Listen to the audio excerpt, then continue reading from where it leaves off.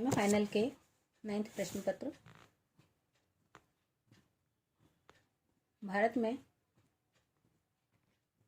स्थानीय और शहरी स्वशासन के अंतर्गत आज मैं आपको 73वें और 74वें संविधान संशोधन की प्रमुख विशेषताओं के बारे में बताना चाहूँगी, जिसमें सर्वप्रथम हम 73वें संविधान संशोधन की प्रमुख विशेषताओं के बारे में बात करेंगे। अगर हम इसकी पृष्ठभूमि में जाएं तो स्वतंत्र भारत का जो हमारा संविधान है 26 जनवरी 1950 को लागू हुआ। इसमें स्थानीय स्वशासन को राज्य सूची के अंतर्गत रखा गया। संविधान के चौथे अध्याय में राज्य नीति के निर्देशक तत्वों के अंतर्गत अनुच्छेद 40 में राज्य सरकार को निर्देशित किया गया कि वे ग्राम पंचायतों का गठन इस प्रकार करें कि वे स्वशासन की इकाइयों के रूप में अधिक अच्छे ढंग से कार्य करें तथा इस हेतु उन्हें समर्थ बनाने की भावना से आवश्यक शक्तियां प्रदान की जाएं। स्वतंत्र भारत में 1 दशक तक नगरीय शासन के क्षेत्र में नगर निगम, नगर परिषद, नगर पालिकाओं की जो व्यवस्था ब्रिटिश शासन से विरासत में प्राप्त हुई थी, उसी रूप में निरंतर क्रियाशील बनी रही। किंतु ग्रामीण स्थानीय संस्थाओं के क्षेत्र में सन 1957 में नियुक्त बलवंत राय मेहता समिति के सुझावों के अनुरूप पंचायती राज व्यवस्था की त्रिस्तरीय संरचना को लागू करके लोकतांत्रिक विकेंद्रीकरण की दिशा में सशक्त कदम उठाया गया। राजस्थान का नागौर जिला भारत का पहला स्थान था जहां से 2 अक्टूबर 1959 से पंचायती राज व्यवस्था का शुभारंभ हुआ। औद्योगिकरण के परिणाम स्वरूप शहरों में पानी, बिजली, सफाई, प्रदूषण, आवास इत्यादि समस्याएं उत्पन्न हुई। अतः 1961 से नगरीय स्वायत्त संस्थाओं को भी महत्व दिया जाने लगा।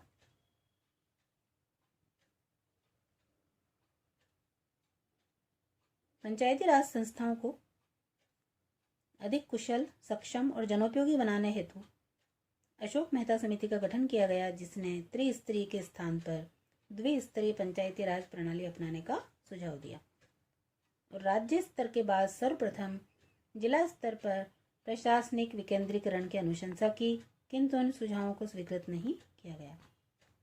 1989 में पंचायती राज संस्थाओं के प्रभावी रूप से कार्य करने के उद्देश्य से तत्कालीन प्रधानमंत्री स्वर्गीय श्री राजीव गांधी द्वारा संविधान संशोधन विधेयक लाया गया, किंतु सरकार इसे राज्यसभा से पारित कराने में विफल रही। कुछ संशोधनों के पश्चात तत्कालीन प्रधानमंत्री श्री नरसिम्हा राव के कार्यकाल में 1992 में यह विधेयक 73वें संविधान संशोधन के रूप में पारित किया गया। अब यदि हम 73वें संविधान संशोधन की मुख्य विशेषताओं की बात करें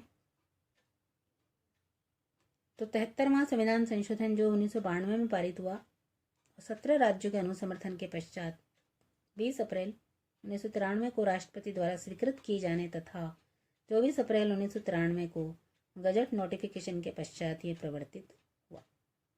इस संशोधन की प्रमुख विशेषताएं या लक्षण इस प्रकार से हैं। पहला, पंचायती राज संस्थाओं का संवैधानिक स्तर। इस हेतु संविधान में एक नवीन भाग 9 पंचायत शीर्षक के साथ अनुच्छेद 243 जोड़ा गया। पंचायतों के कार्यक्षेत्रों के निर्धारण हेतु संविधान में एक नवीन अनुसूची 11वीं अनुसूची भी जोड़ी गई। दूसरी प्रमुख विशेषता, ग्राम सभा को संवैधानिक महत्व दिया गया। 73वें संविधान संशोधन से ग्राम सभा को भी संवैधानिक दर्जा प्रदान किया गया। तीसरी प्रमुख विशेषता थी त्रिस्तरीय पंचायत व्यवस्था का गठन।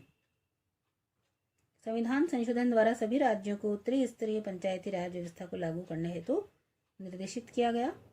इस संबंध में प्रावधान किया गया कि प्रत्येक राज्य में ग्राम, मध्यवर्ती और जिला स्तरों पर पंचायतों का गठन किया जाएगा।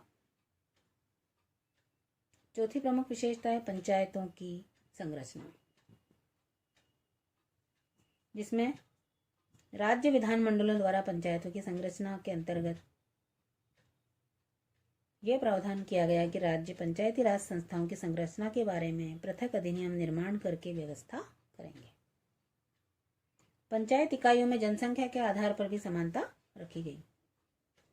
संविधान में यह प्रावधान किया गया कि पंचायती राज संस्थाओं का गठन करते समय राज्यों को यह सुनिश्चित कर लेना चाहिए कि प्रत्येक स्तर पर गठित की जाने वाली पंचायती राज इकाइयों की जनसंख्या संपूर्ण राज्य में जहां तक संभव हो समान होनी चाहिए। तो इस प्रकार से पंचायतों की संरचना में समानता का सिद्धांत अपनाया गया। इसमें प्रत्यक्ष निर्वाचन की व्यवस्था भी की गई। किसी भी पंचायत के सभी स्थान प्रत्यक्ष निर्वाचन द्वारा भरने का प्रावधान किया गया। इसी के साथ राज्यों को विशेष प्रतिनिधित्व देने का अधिकार भी मिला। 73वें संविधान संशोधन में यह भी प्रावधान किया गया कि किसी राज्य का विधानमंडल विधि द्वारा पंचायती राज संस्थाओं के ग्राम स्तर, मध्य स्तर और जिला स्तर की पंचायतों में इन संस्थाओं के सभापति तथा लोकसभा और राज्यसभा के सदस्यों को उनके निर्वाचन क्षेत्र वाली इकाइयों में प्रतिनिधित्व देने के लिए आवश्यक उपबंध कर सकता है। इसी के साथ मध्यवर्ती तथा जिला स्तर पर पंचायत सभापति का अप्रत्यक्ष निर्वाचन भी रखा गया। धन्यवाद।